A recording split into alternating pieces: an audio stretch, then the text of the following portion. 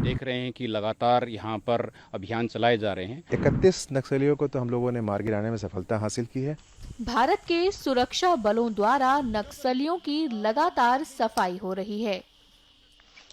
हाल ही में बीजापुर जिले के जंगलों में 22 नक्सलियों को मौत के घाट उतारा गया था। वहीं केंद्रीय गृह मंत्री अमित शाह ने जानकारी दी कि छत्तीसगढ़ तेलंगाना सीमा के केजीएच पर 31 कुख्यात नक्सलियों को मार गिराया। छत्तीसगढ़ तेलंगाना बॉर्डर के कुर्रे गुट्टा के पहाड़ पर 24 दिनों तक चले ऑपरेशन में फोर्स ने 31 नक्सलियों को मार गिराया है। अमित शाह ने सोशल मीडिया हैंडल एक्स पर पोस्ट करते हुए कहा, #नक्सल फ्री भारत के संकल्प में एक ऐतिहासिक सफलता प्राप्त करते हुए सुरक्षा बलों ने नक्सलवाद के विरुद्ध अब तक के सबसे बड़े ऑपरेशन में छत्तीसगढ़ तेलंगाना सीमा के कुरुरगुट्टालू पहाड़ पर 31 कुख्यात नक्सलियों को मार गिराया। जिस पहाड़ पर कभी लाल आतंक का राज था, वहीं आज शान से तिरंगा लहरा रहा है। कुरुरगुट्टालू पहाड़ पीएलजीए बटालियन एक DK, SZC, TSC and CRC जैसी बड़ी नक्सल संस्थाओं का यूनिफाइड हेडक्वार्टर था, जहां नक्सल ट्रेनिंग के साथ साथ रणनीति और हथियार भी बनाए जाते थे। नक्सल विरोधी इस सबसे बड़े अभियान को हमारे सुरक्षा बलों ने मात्र 21 दिनों में पूरा किया और मुझे अत्यंत हर्ष है कि इस ऑपरेशन में सुरक्षा बलों में एक भी कैजुअलिटी नहीं हुई। खराब मौसम और दुर्गम पहाड़ी क्षेत्र में भी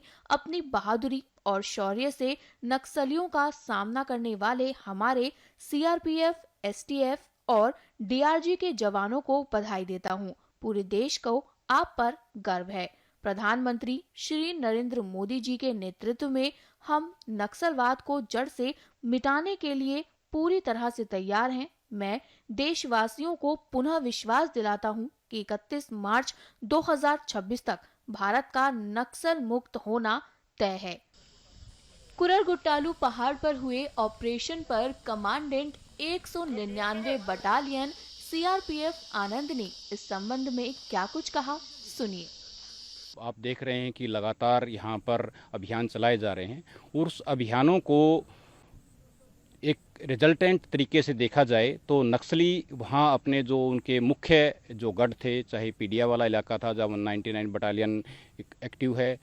बाकी जो दूसरे इलाके थे जहाँ पर 170 बटालियन या सीआरपीएफ ने बहुत सारे कैंप खोले हैं, कुछ दूसरी सिस्टर एजेंसी ने कैंप खोले हैं और उस कैंपों की बदौलत जो इलाके उनके सेफ हेवन माने जाते थे उन इलाकों को छोड़ करके वो एक इस पहाड़ी पर आए हैं जहाँ पर अभी तक के जो फोर्सेज ने पूरी पहाड़ी को स्कैन ना करके कुछ लिमिटेड दायरे तक ही वहाँ पर चढ़ी थी और ये पहाड़ी 60 किलोमीटर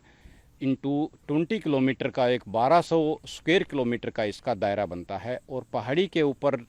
जो टेरेन है बहुत डिफ़िकल्ट है, चढ़ाई बहुत डिफ़िकल्ट है। यहाँ पर इसमें भिन्न तरह की खाइयाँ, गुफाएं हैं जो किसी भी एक माओवाद संगठन है उसकी ट्रेनिंग के लिए या दूसरे उनके जो कार्यकलाप करने के लिए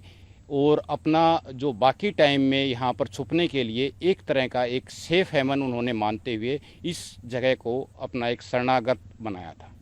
तो इसलिए इस जगह को भी उनसे मुक्त कराने के लिए ताकि यहाँ पर वो कंसंट्रेट ना हो सके इस अभियान को अंजाम दिया गया, क्योंकि इलाका बहुत बड़ा था इसलिए जो इसमें नफरी की आवश्यकता बहुत ज़्यादा थी। तो इसमें केरपुबल की लगभग 5000 जवान थे, दूसरी जो सिविल पुलिस के डीआरजी के वो भी जवान थे और इसमें न सिर्फ कोबरा बल्कि जो जीडी बटालियन थे जैसे 199 बटालियन, 153 बटालियन, 196 बटालियन, इस तरह जो भिन्न भिन्न बटालियंस के जवान एक सम्मिलित होकर के एक संयुक्त अभियान को और एक सक्सेसफुल तरीके से 21 दिन तक चलाया गया और जिसमें बहुत बड़ी उपलब्धि मिली। विगत कई महीनों से साउथ बस्तर के जो भी आर्म्ड काडर थे माओइस्ट के, वो सब ज़्यादा से ज़्यादातर इसी इलाके में जाकर के छिप गए थे। और इसके साथ साथ PLGA 1 के, TSC तेलंगाना स्टेट कमेटी के और CRC के काफ़ी दूरदांत नक्सली यहीं पे छिप गए थे और यहाँ से अपनी कार्रवाई को अंजाम दे रहे थे।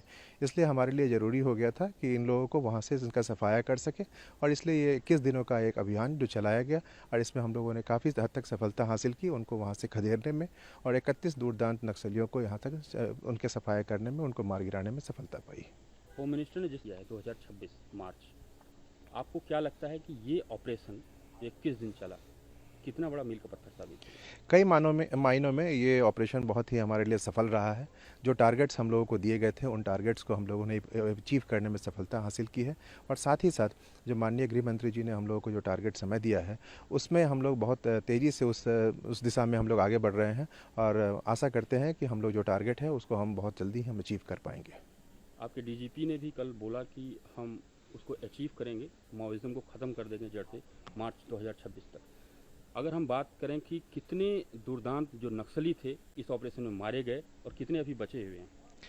31 नक्सलियों को तो हम लोगों ने मार गिराने में सफलता हासिल की है। साथ ही साथ बहुत बड़े पैमाने पर हम लोगों ने हथियार, असला, गोला बारूद, BGLs, IEDs वगैरह को भी हम लोगों ने निष्क्रिय किया है, उसको हम लोगों ने जब्त किया है।